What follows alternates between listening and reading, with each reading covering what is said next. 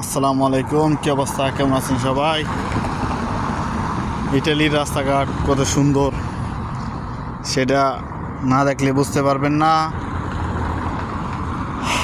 আসছিলাম পম্পেও নগরী, খুব সুন্দর সুন্দর দৃশ্য, সেই ইতিহাস যেটা বলে গজব পড়ছে এই এলাকায়, বা এই পম্পেও নগরী যে এলাকাটা, এখানে মানুষ যেভাবে ছিল ওইভাবেই মারা গেছে। তো ওইটা দেখতে আসলাম, অনেক কিছুই দেখলাম, আল্লাহ রহমতে অনেক কিছু শিখলাম।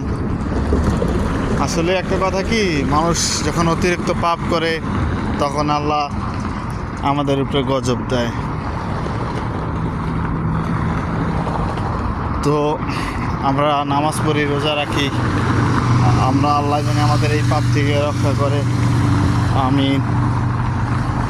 নিত্য নতুন ভিডিও পেতে আমার চ্যানেলটি সাবস্ক্রাইব করুন। আল্লাহ হাফেজ।